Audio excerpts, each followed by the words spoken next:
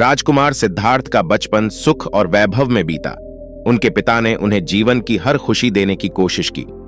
महल में सुंदर बाग, स्वादिष्ट भोजन और आरामदायक वस्त्र थे, लेकिन राजकुमार का मन इन भौतिक सुखों में कभी नहीं रम पाया।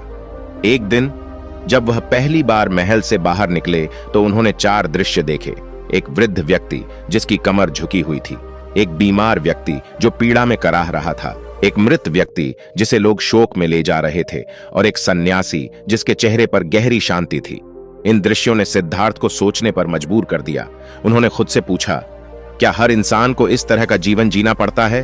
क्या दुख और मृत्यु से बचा जा सकता है? सिद्धार्थ ने महसूस किया कि महल के सुख असली शांति नहीं दे सकते। उन्होंने सब कुछ त्याग दिया, राज्य, धन, परिवार और वैभव, और सत्य की खोज में निकल पड़े।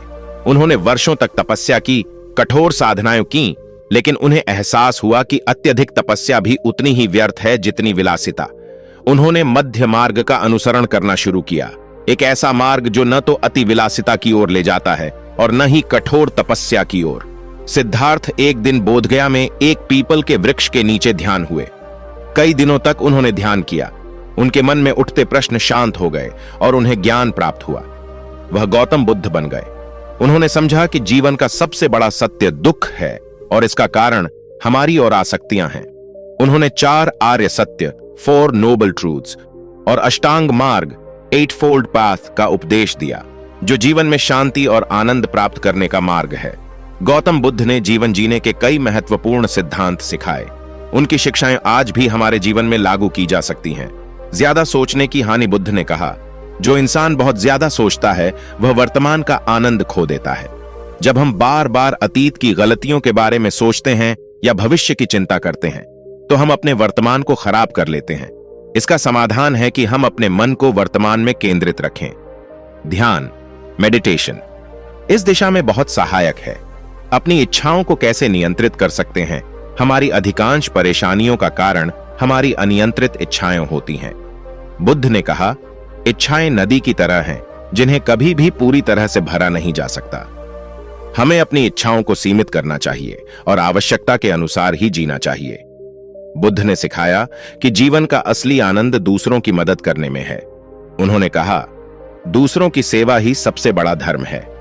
जब हम किसी और के जीवन में खुशी लाते हैं तो हमें अपने जीवन का उद्देश्य महसूस होता है। गौतम बुद्ध ने अष्टांग मार्ग दिया, जो जीवन जीने का संतुलित तरीका है। इसमें 8 मुख्य सिद्धांत हैं।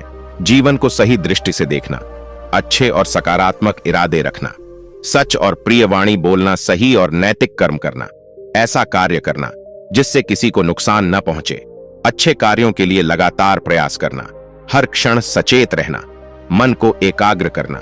बुद्ध के अनुसार एक आदर्श जीवन वह है जो आत्मनिर्भरता, शांति और दूसरों के प्रति दया पर आधारित हो। उन्होंने यह भी कहा कि हमें अपना जीवन एक शिक्षक के रूप में देखना चाहिए। हर अनुभव से कुछ न कुछ सीखना चाहिए। आज की तेज रफ्तार जिंदगी में गौतम बुद्ध की शिक्षाएं और भी महत्वपूर्ण हो गई हैं। कम से कम इच्छाएं, हमें केवल वही चीजें चाहिए जो वास्तव में जरूरी हैं। संतुलित जीवन, न तो ज्यादा काम करें न ही पूरी तरह आराम। ध्यान और मानसिक शांति, दिन में कुछ समय ध्यान करने से मन शांत होता है। दूसरों के प्रति दया, दूसरों की मदद करें, यह आपके जीवन में खुशी लाएगा। गौतम बुद्ध की कहानी हमें यह सिखाती है कि जीवन का असली उद्देश्य शांति और संतोष प्राप्त करना है।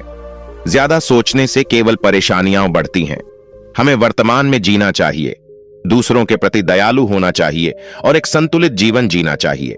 बुद्ध का जीवन हमें प्रेरित करता है कि हम अपने भीतर झांकें, अपनी गलतियों को सुधारें और ऐसा जीवन जिएं जो न केवल हमें बल्कि दूसरों को भी सुख और शांति दे।